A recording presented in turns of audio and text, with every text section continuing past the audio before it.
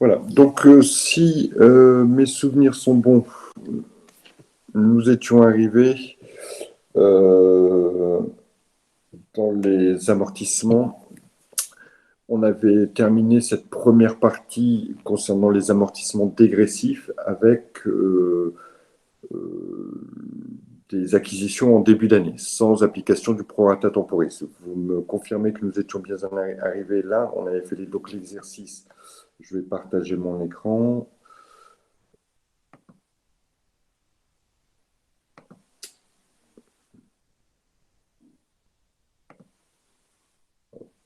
Partager. Voilà.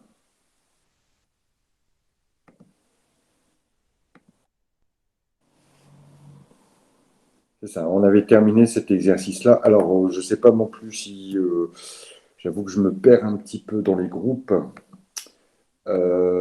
Si c'est vous, avec vous, où je vous avais dit que j'avais commis une erreur lors de la correction de cet exercice.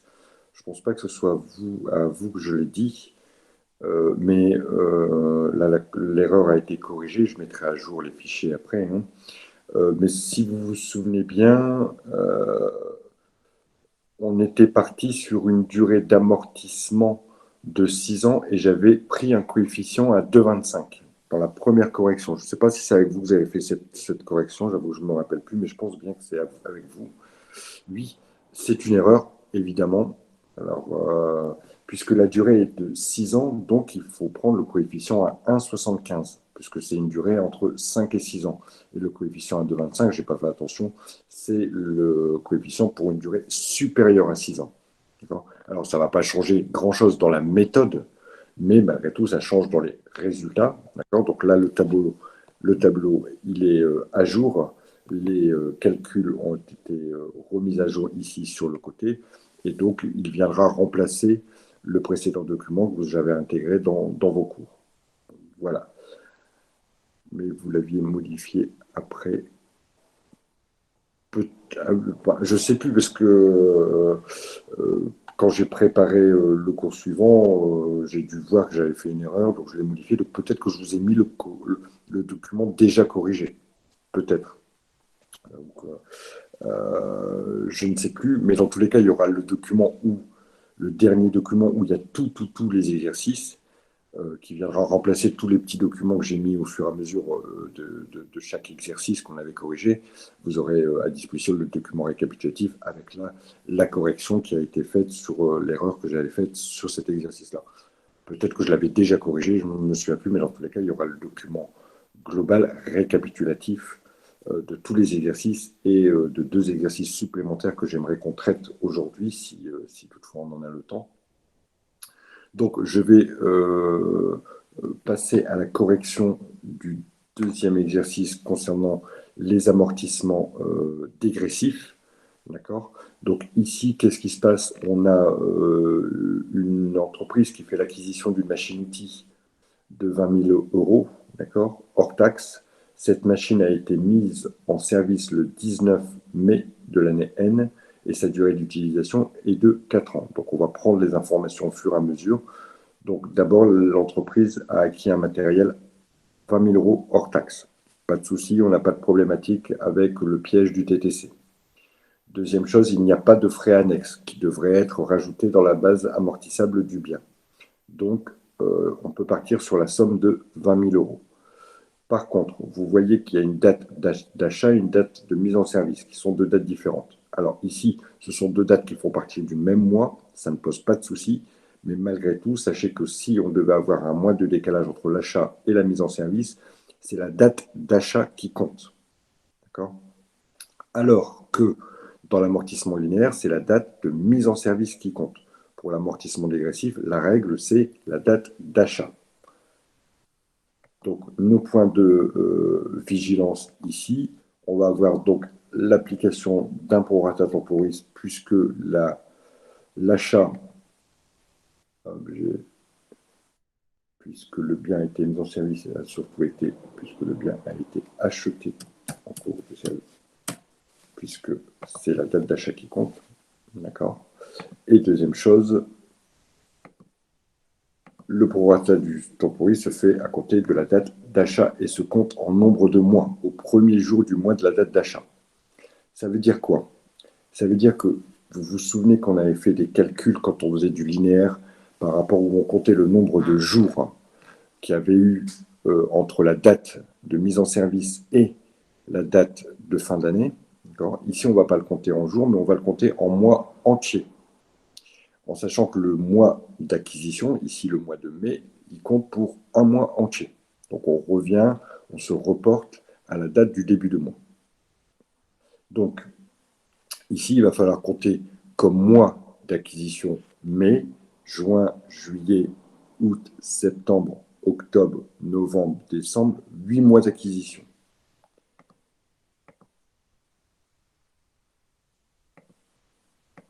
Donc le bien aura été détenu pendant 8 mois. Comment j'ai fait? De mai à décembre, il y a 8 mois. D'accord?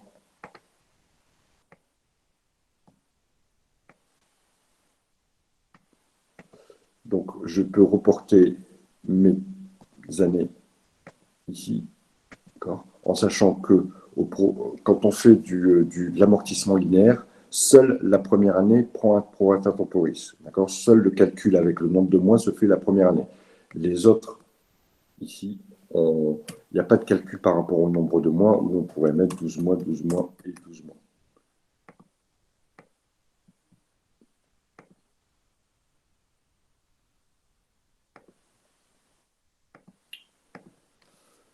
Ensuite, on va calculer notre taux linéaire. D'accord? Je vous rappelle que pour le calcul du taux linéaire, on fait 1 divisé par le nombre d'années restantes. Donc 1 divisé par 4, 1 divisé par 3, 1 divisé par 2, 1 divisé par 1, et on va obtenir les différents taux linéaires suivants. Donc toujours en faisant, vous avez le tableau avec les calculs sur le côté, 1 divisé par le nombre d'années restantes. Sur le taux dégressif, on va faire le calcul 1 divisé par le nombre d'années multiplié par le coefficient. Ici, le coefficient, c'est une durée de 4 ans, donc ça sera un coefficient de 1,25. C'est ce coefficient-là, ici,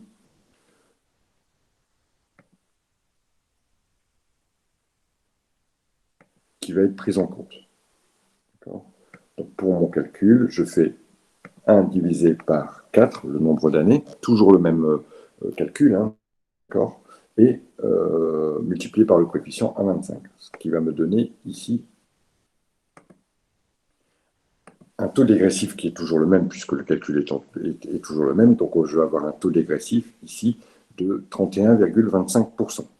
Vous vous souvenez qu'il faut faire la différence entre les lignes où le taux dégressif est supérieur au taux linéaire et les lignes où le taux linéaire est supérieur au taux dégressif. Ici, seule la première ligne que je vais ici encadrer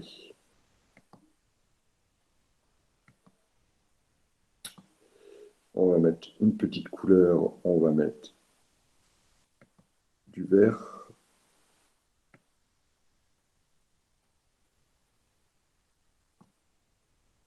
Ouais, ça ne se voit pas trop le vert. On va mettre plus de notre couleur alors. On va mettre du rouge.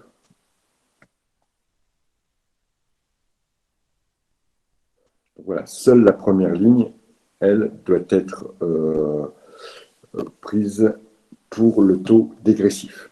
D'accord? Les trois autres lignes, étant donné que le taux linéaire est supérieur au taux dégressif, je vais appliquer le taux linéaire. La base amortissable, pour ma première année, c'est le coût d'acquisition. Il n'y a pas de calcul particulier sur cette base amortissable pour la première année.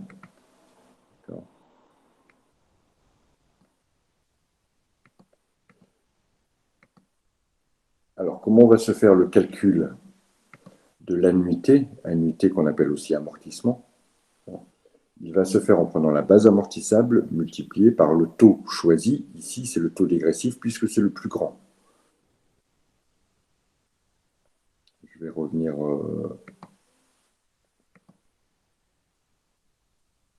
Donc, dans une année, il y a 12 mois. D'accord? Je réponds à la question de à l'interrogation de votre camarade qui me dit j'ai encore un peu de mal avec les mois et les années. Dans une année, il y a 12 mois. D'accord? Si vous aviez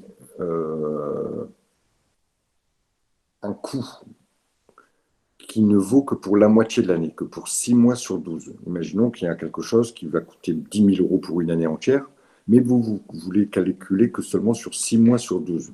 Comment vous allez multiplier, comment vous allez calculer pour obtenir le résultat qui correspond à 6 mois sur 12? Vous allez prendre le coût. Je vais prendre l'exemple. Voilà. La location d'un appartement pour une année coûte 12 000 euros. D'accord? Pour une année. Mais le problème, c'est que vous êtes rentré dans l'appartement au mois de septembre. Donc, vous n'aurez les loyers à payer que du mois de septembre, octobre, novembre, décembre. 4 mois de loyer. Quel est le montant de ces 4 mois? Alors, vous allez me dire, ah bah oui, c'est 1 000 euros par mois, donc j'ai fait 4 000. D'accord? Mais moi, je vous propose une formule de calcul qui va fonctionner, même avec des chiffres qui ne sont pas arrondis. D'accord? Et qui est ici une formule que vous allez appliquer, c'est-à-dire que vous allez prendre le nombre de mois que vous êtes resté dans l'appartement, divisé par 12, donc ici 4 douzièmes, que vous allez multiplier par le coût annuel. Votre appartement, c'est 12 000 à l'année, donc 12 000 fois 4 douzièmes, puisque vous n'êtes resté que 4 mois sur les 12 de l'année, ce qui va correspondre effectivement à 4 000. Mais ici, le calcul est plus simple, parce que j'ai pris des chiffres ronds. Mais si je vous avais dit, voilà, c'est 10 000 pour une année, ça fait combien pour 4 mois de 10 000? Ben, vous allez simplement multiplier par 4 douzièmes, ou diviser par 12, multiplier par 4, ce qui revient exactement la même chose. C'est ce qu'on a fait ici. Le bien, ici, va être réparti sur 8 mois. L'annuité va être répartie sur 8 mois au lieu d'être sur 12 mois. Voilà d'abord pourquoi j'ai calculé 8 mois, puisque ça, je commence au mois de mai et je termine au mois de décembre. Donc mai, juin, juillet, août, septembre, etc., jusqu'à décembre, ça fait 8 mois. Donc je vais avoir mon bien 8 mois sur 12. Voilà pourquoi, ici, j'ai appliqué fois 8 douzièmes, comme je l'ai fait dans l'exemple de mon loyer tout à l'heure. Puisque l'annuité normale, une annuité normale, c'est simplement la base amortissable fois le taux. Alors, taux linéaire ou taux dégressif en fonction de la valeur du taux. D'accord? Ça, c'est pour une année complète. Mais quand c'est que pour 8 mois, ben, je suis obligé de remultiplier par 8 douzièmes pour trouver le prorata temporis. C'est ce qu'on appelle le prorata temporis. Donc ici, le résultat de ce calcul va me donner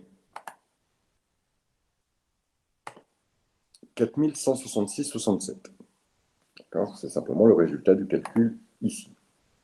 L'amortissement cumulé, bah pour l'instant, il n'y en a eu qu'un qui correspond au montant de l'annuité ici. Et la valeur nette comptable, ici, comment on la calcule? On fait la base amortissable moins l'annuité. Chose que l'on a vue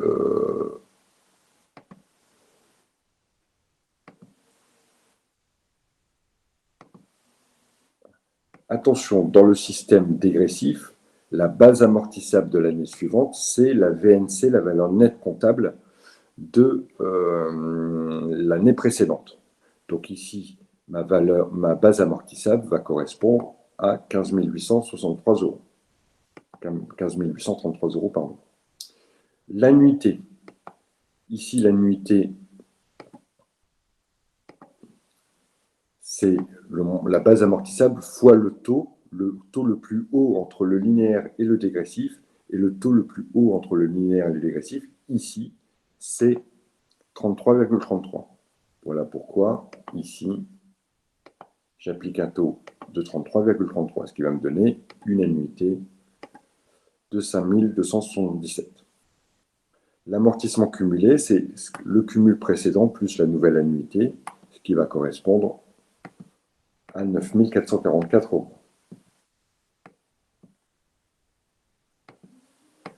La valeur nette comptable, c'est toujours l'amortissement moins l'annuité, je vois le calcul au-dessus, hein, c'est-à-dire 15 000 moins 5 000, ça va me donner 10 000 euros. Je vais procéder ainsi pour les deux autres lignes qui suivent. C'est-à-dire ici, je reprends la VNC précédente. Je vais calculer mon annuité en application taux linéaire puisque c'est le plus grand. Et je vais calculer mon amortissement cumulé qui va être de l'amortissement cumulé précédent plus la nouvelle annuité. La VNC, elle étant égale à la base amortissable moins l'annuité. Voici les calculs qui ont été faits, le détail des calculs qui ont été faits. Et ensuite, dernière ligne, même méthodologie de calcul.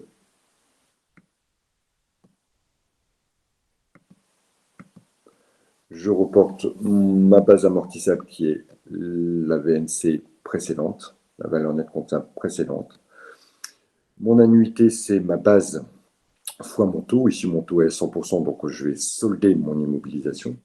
D'accord. Le cumul des amortissements, ici, il est de 20 000 euros, ce qui va correspondre. Je ne comprends pas pourquoi le calcul de l'annuité de la deuxième ligne. Je vais vous le redonner, mademoiselle. Ouais, sauf qu'il y a une erreur, je n'ai peut-être pas compris parce que j'ai mal recopié. Excusez-moi, j'ai dû faire une erreur de copie ici. Donc c'est 15 133. Voilà. Est-ce que ça éclaire votre problématique? Oui, je vois que je n'ai pas dû recopier les bons calculs, excusez-moi. Oui, c'est bon. Ouais, c'est moi qui n'ai pas mis le bon calcul ici. Donc c'est 10 555,56. Et ici,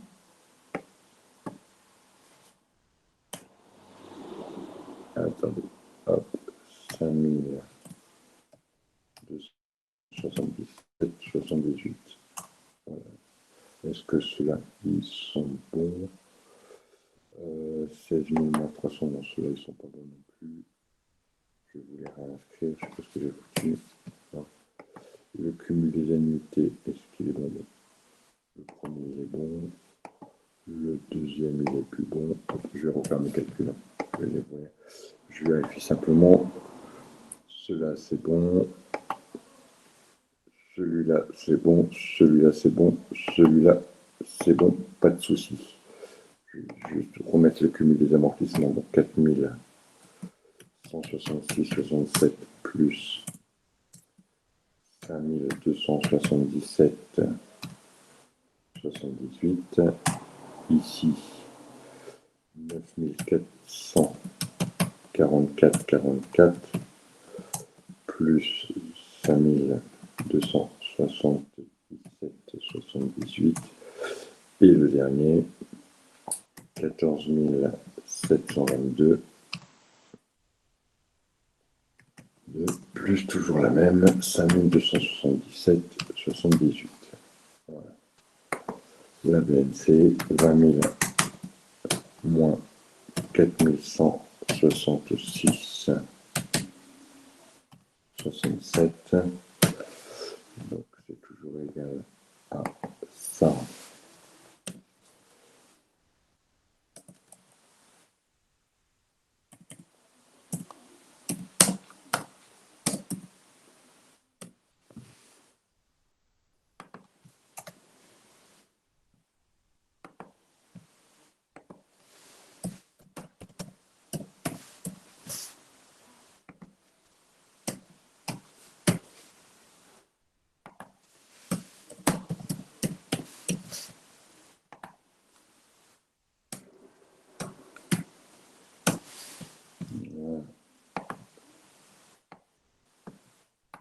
Ok, ça marche. Alors, je vais regarder vos questions, d'accord? J'ai vu passer des choses pendant que je refaisais le calcul. Alors, les résultats sont bons, hein, c'est simplement en recopiant le calcul où j'ai dû faire, il y en a quelque part. Alors, qu'est-ce que vous dites? Alors, oui, merci, d'accord. Du coup, c'est 50% pour la demi. Non, non, non, non, c'est 33,33%. Vous voyez que sur l'annuité de la deuxième ligne, c'est 33,33%. Pour le calcul de la MNC, on prend toujours la base amortissante de la première ligne, non la base amortissable de la ligne. Vous avez les deux solutions. Hein. Deux solutions. Mais nous, on va garder une solution en tête parce qu'on ne va pas commencer. C'est base amortissable moins unité, moins annuité à chaque fois, pour chaque ligne. Vous voyez que dans mon calcul ici, voyez que dans mon calcul ici, je n'ai pas repris la base amortissable de la première ligne, mais bien la base amortissable de la ligne ici, de la deuxième ligne. Donc 15 833, moins l'annuité de 1274, 2277, 78. C'est bon, j'ai répondu à vos questions? Pas d'autres questions?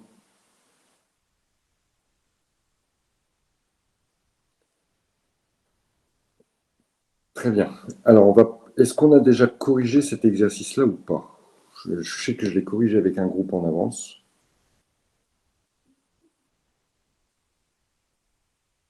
Ça vous dit rien? Non? Ok. Alors allons-y. Donc, c'est le troisième exercice qui nous dit, voilà, dans le bilan, qu'est-ce que ça va donner les amortissements qu'on a acquis? D'accord?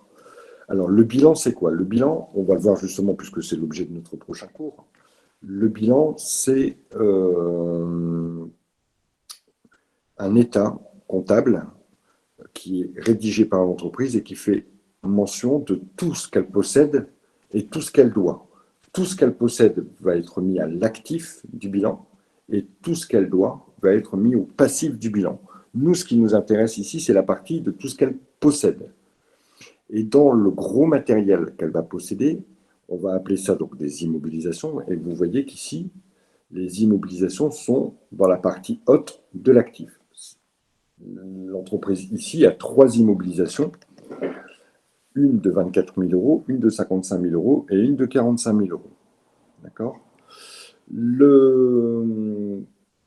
Maintenant, quel va être l'impact sur le bilan d'une acquisition et quelle est la corrélation entre le tableau d'amortissement que j'ai fait et le bilan?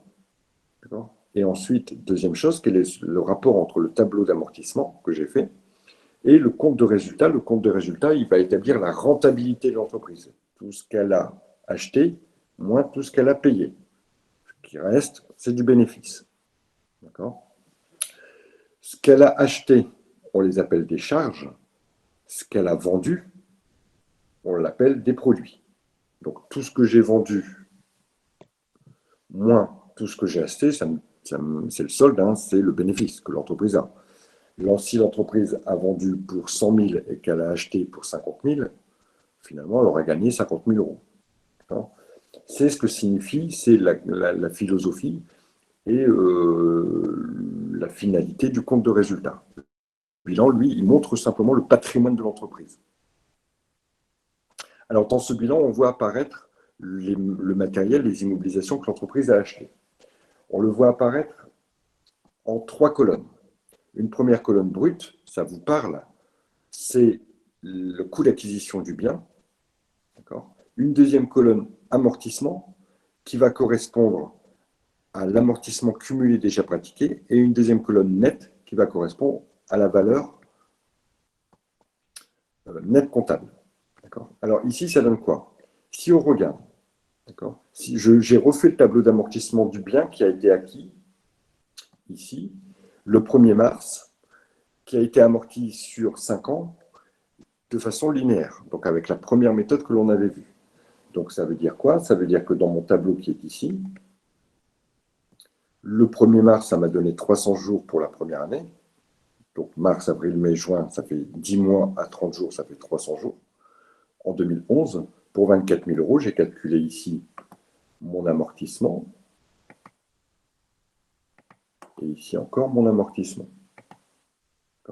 Ça veut dire qu'au bout des 2 ans, à la fin de l'année 2012, ce qui correspond exactement à la date du bilan, mon bien, je l'avais acheté 24 000. Donc ici, on va retrouver la valeur brute du bien dans la partie brute ici. La partie des amortissements déjà pratiqués, on va la retrouver ici. Et la partie de valeur nette comptable, on va la retrouver ici. Donc, le bilan dresse bien l'état du patrimoine, c'est-à-dire que vous avez acheté quelque chose qui valait 24 000 au départ, sa valeur brute.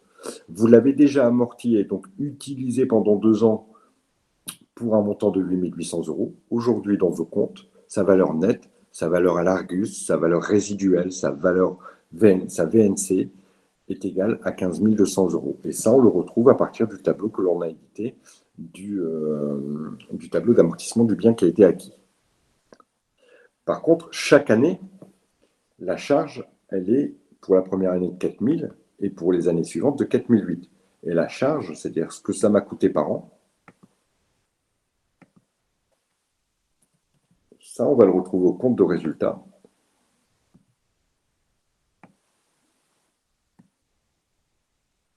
Et ça correspond ici, alors je mets pour celle-ci, bien sûr, pour l'année 2012, ça correspond aux 4 800 euros d'annuité pour l'année 2012.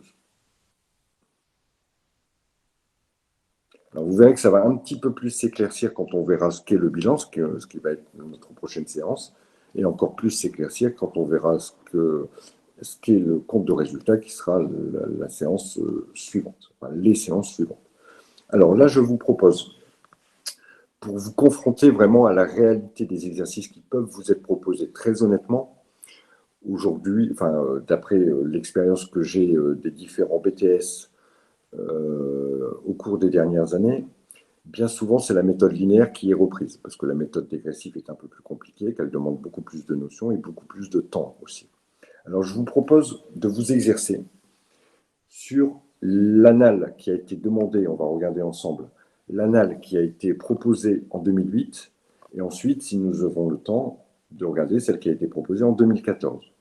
Alors, on va commencer par celle de 2008, je vais vous mettre à l'écran et vous expliquer la tenue, et je vais vous laisser faire votre tableau. Et puis, j'en ferai la correction, et puis vous verrez si ça correspond. Donc ici, en fait, c'était bien sûr dans un contexte, un contexte de l'acquisition d'une vitrine réfrigérée pour un restaurant. Donc finalement, il y avait une première partie qui faisait comparer les différents modèles. Les modèles, on les a là, c'est le modèle RG, le modèle PTTN, etc., etc. Peu importe, c'est pas ça qui nous intéresse. Et on vous disait, voilà, finalement, on va se porter acquéreur d'une machine TN, donc qui va être celle-ci, il me semble, ou celle-ci, mais de toute façon, c'est pas très important parce qu'elles ont le même prix. D'accord. Donc finalement, on va acquérir une machine qui va être, on va tout de suite l'identifier, comme ça, au niveau du coût, il n'y aura pas de souci. Hop, allez, on va dire qu'on achète celle-ci, mais de toute façon, encore une fois, ça n'a pas beaucoup d'importance puisque elles ont le même coût. Il y avait d'ailleurs une petite hésitation entre est-ce que c'est celle-ci et celle-ci, mais on s'en fiche puisqu'elles ont le même coût. Donc on vous dit que le coût d'achat TTC est de 1435. Et dans l'exercice, on vous dit indiquer le coût d'achat hors taxe de ce bien pour l'entreprise. Vous arrondirez le résultat à l'euro le plus proche et ensuite dresser le tableau d'amortissement de la vitrine. D'accord. Et précédemment, on vous dit que la durée d'utilisation sera de 4 ans et que l'on a choisi le mode linéaire. Donc voilà, par exemple, un exercice qui a été proposé lors du BTS. Vous voyez qu'a priori, ce n'est pas très compliqué, d'accord. C'est certainement moins compliqué que la méthode dégressive que l'on vient de voir, d'accord. Ça nous ramène à la méthode linéaire sur 4 années et on vous demandait de dresser le tableau d'amortissement. Alors, a priori, je pense qu'en un quart d'heure, c'est fait.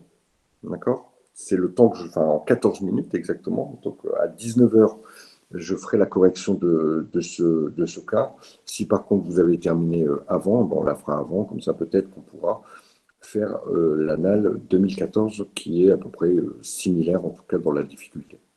Ça marche pour tout le monde? Donc voilà, je reste là, bien sûr. Je suis à votre disposition s'il y a des questions. Et je vous laisse faire votre tableau d'amortissement. Normalement, vous devez être capable de le faire sans faute. D'accord. Après, on a quand même passé un petit peu de temps. Vous devez être capable de le faire sans faute et pouvoir glaner les 3-4 points qui étaient sur ce tableau-là. Allez, je vous laisse bosser.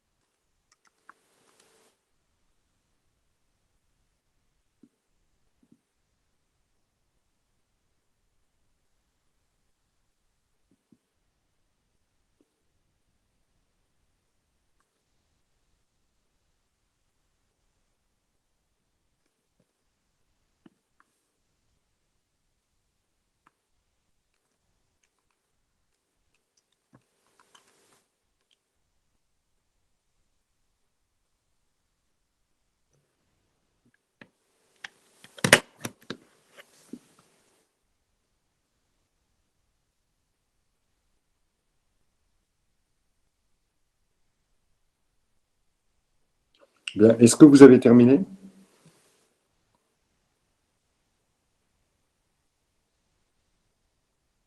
Oui, oui.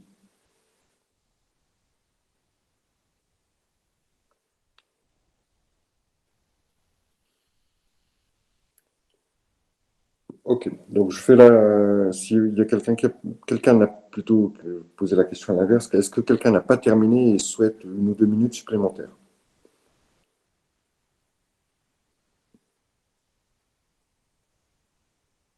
Donc a priori tout le monde a terminé. Alors je vais donc procéder à la correction. Alors vous aurez noté d'abord que il fallait prendre en compte le fait qu'on ait un montant TTC et c'était vraiment notre premier point de vigilance qu'on s'était fixé, hein, et que ici, attention, le montant, de toute façon, on vous demandait je ne vais même pas dire attention, puisque finalement, on attirait votre attention, hein, sur le fait que on vous demande le coût d'acquisition du matériel en hors taxe. Donc, pour répondre à la première question, le coût hors taxe de l'acquisition,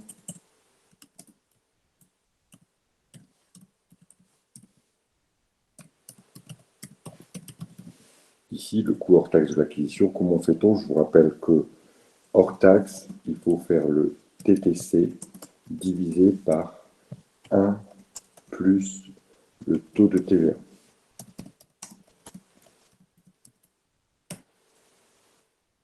Donc, ce qui veut dire que le hors taxe est égal, le TTC 1435 divisé par 1, 1 plus 20%. Donc, ce qui veut dire que le hors taxe est égal à 1400 divisé par 1,2. Donc, le hors taxe est égal à 1400 divisé par 1,2, voilà, 1196. Puisqu'on vous demandait d'arrondir à l'euro le plus proche, hein, donc le résultat c'est 1195,83.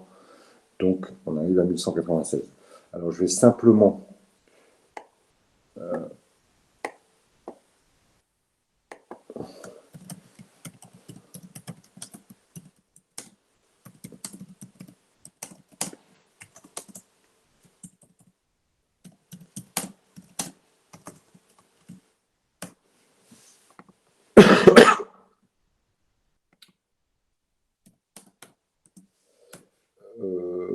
faire le calcul, mais juste pour votre information, on est en 2008. Et en 2008, le taux de TVA à 20% n'existe pas. D'accord. Vous allez voir pourquoi ça a sa petite importance. D'accord. Le taux de 20% n'existe pas. Le taux en 2008, il est de 19,6%. Il est passé plus tard, je ne sais plus en quelle année, mais il est passé un peu plus tard au taux de 20%. Donc en 2008, quand l'exercice a été réalisé et donné à l'épreuve de 2008 ou de 2009, le taux était à 19,6%. Et vous allez voir que ça a juste sa petite importance, parce qu'évidemment, le hors-taxe n'est pas le même. D'accord.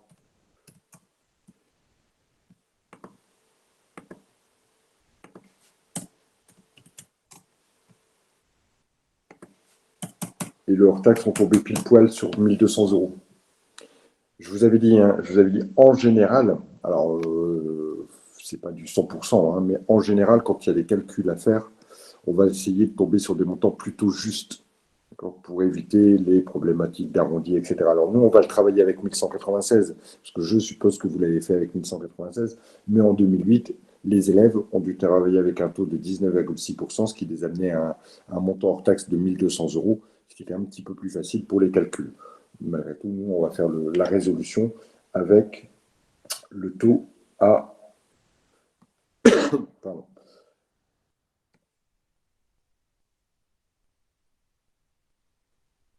Alors, je vais reprendre un tableau que j'ai déjà fait, ce sera plus rapide. Tagalat, tagalat.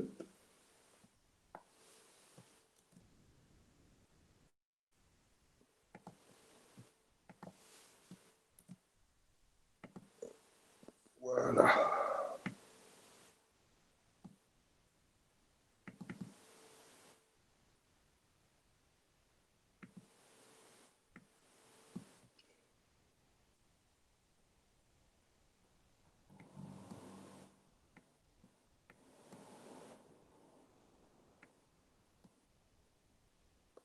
Les montants sont pas bons, hein, je vais les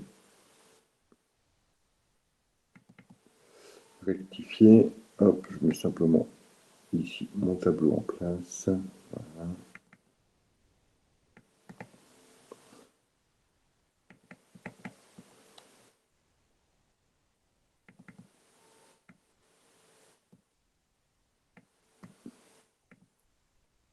Voilà. Hop, hop.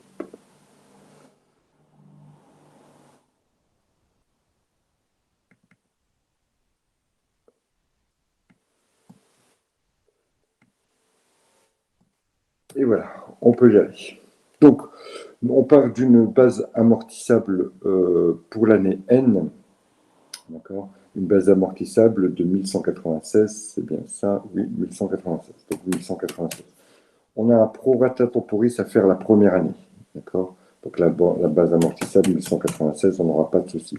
Le prorata temporis, c'est quoi? C'est 1196, donc divisé par 4 ans de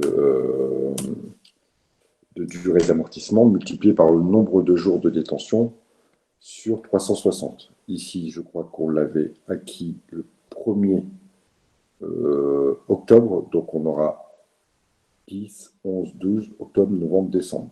Donc 90 sur 360. Donc l'annuité, ici, la base amortissable, divisé par 4, multiplié par 90, divisé par 360. On obtenait une annuité de 74,75. La valeur nette comptable, hein, c'est toujours aussi la base amortissable divisé, moins, on est en linéaire, donc c'est moins l'amortissement cumulé. D'accord. Donc ici, l'amortissement cumulé, lui, il n'est pas très compliqué, c'est 74,75. Et la valeur nette comptable, c'est 1100. C'est 1196 moins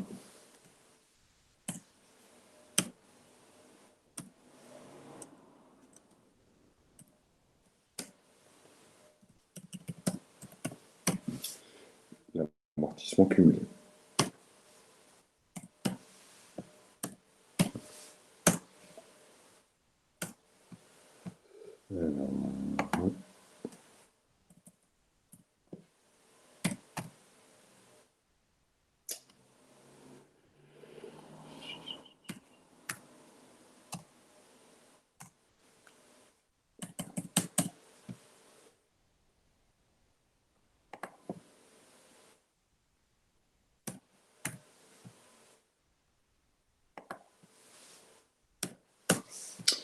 Voilà.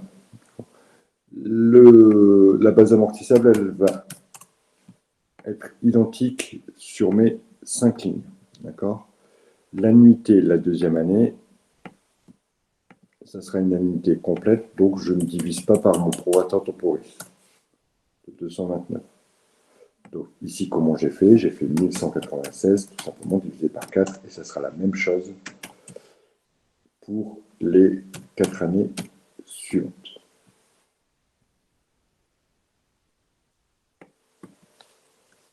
Alors, sauf pour la dernière, on verra après, puisqu'il faut terminer le prorata temporis. D'accord. Donc ça nous fera 270. Alors, je vais continuer ici. Le cumul de mes annuités, c'est 74 plus 299. Et ça restera ici. Donc ici, 1196, 1196, 1196, 1196. D'accord. L'amortissement cumulé ici, il va être de 74,75 plus 299.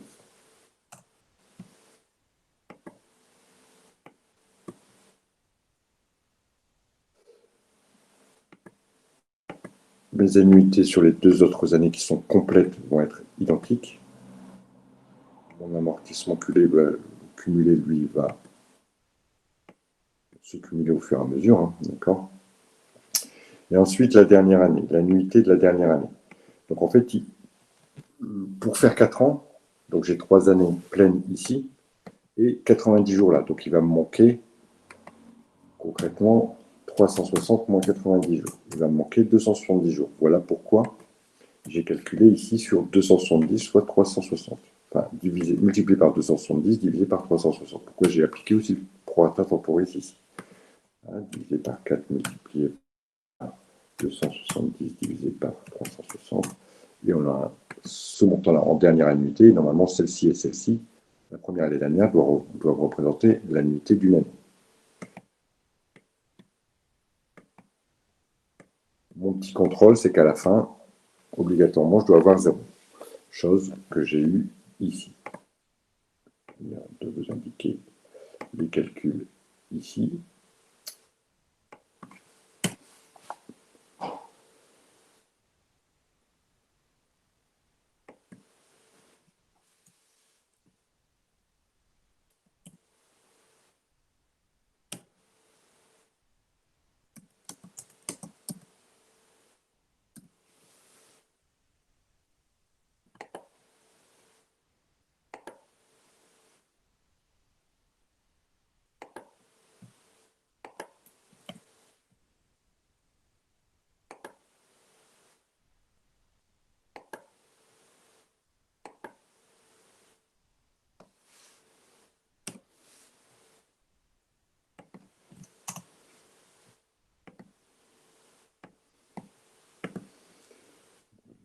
Ça doit être bon. Voilà pour la résolution de cet exercice, qui n'était pas, vous l'admettez, hein, je pense, pas très compliqué. Alors, si on le faisait avec 1200 euros, on tombait encore plus juste et plus facile, je dirais. Si on faisait avec une TVA à 19,6. Mais là, dans tous les cas, même avec une TVA à 20% et un chiffre qui est de 1196, on n'est pas 4 ans, on n'était pas sur 4 ans. Ben oui, ben là, ça fait 4 ans. Regardez bien. Pourquoi ça fait 4 ans? Parce que là, ça fait 1 an. Là, ça fait 1 an. Là, ça fait 1 an. D'accord. Là, ça fait 3 mois. Et là, ça fait 9 mois. C'est notre affaire de prorata temporis. Hein. D'accord. Ça marche? Super. Y a-t-il des questions? Y a-t-il encore des difficultés là-dessus?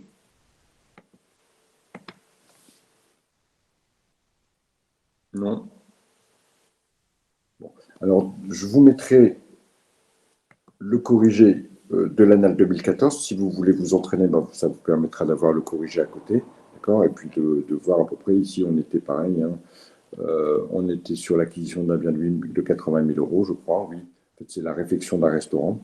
Il y avait juste une petite difficulté ici, c'est qu'on vous dit 80 000 euros. On ne vous dit pas si c'est du TTC, du hors-taxe, rien du tout, et on ne vous donne aucune notion sur la TVA. Donc il fallait prendre les 80 000 euros et il y avait une miette d'ambiguïté. Il fallait simplement partir sur les 80 000 euros et c'est tout. Voilà. Bon, écoutez, si il n'y a pas de questions, je vais considérer que ce chapitre est acquis. D'accord? Et vous allez voir qu'on va en avoir besoin, évidemment, dans pratiquement 50% des prochains apprentissages, au moins sur vraiment savoir, bon voilà, j'ai un prix autant à la base, c'est sur 4 ans, je divise par 4 et j'ai au moins l'annuité pour une annuité complète. C'est souvent ce qui est demandé de façon très rapide si ce n'est pas un tableau complet d'amortissement qui est fait. Vous remarquez aussi ici, dans l'annale de l'année 2014, on vous donnait le tableau. On vous demandait simplement de le remplir. Par contre, je n'ai pas fait attention, c'est un amortissement sur combien? Sur l'amortissement 5 ans. Et 1, 2, 3, 4, 5, 6, 7 ans. D'accord, il y a un petit peu, je voyais qu'il y a 7 lignes au tableau et c'est sur 5 ans. C'est un tableau qui va donner 6 lignes remplies. Et on vous donnait un tableau à 7 lignes. Petit piège. Ok, ça marche pour tout le monde. On se retrouve demain pour le chapitre sur le bilan qui est en ligne, qu'on va aborder ensemble au début. Je pense que c'est des notions qui ne sont pas faciles. Donc, je pense que les premiers exercices du TD, on va les faire ensemble. Et puis ensuite, vous avancerez sur le TD pour la semaine prochaine, de façon à ce qu'on fasse que de la correction et que répondre à vos interrogations. Si ça marche pour vous, on termine là. D'accord? Je vous souhaite une bonne soirée. Et puis, je vous dis, pourriez-vous mettre en ligne... Oups, ça va trop vite, j'ai pas vu le... Alors, pouvez-vous, ce n'est pas une durée de 4 ans, pouvez le DM, oui, le DM, c'est vrai, il faut que je vais me le noter. Je suis complètement zappé, je vais essayer de le faire avant demain. Je vous promets. Le DM des premières années. En fait, je l'ai fait, mais il n'y a plus que le mettre en ligne. Première année, TS. Allez, je vous dis à demain. Ciao.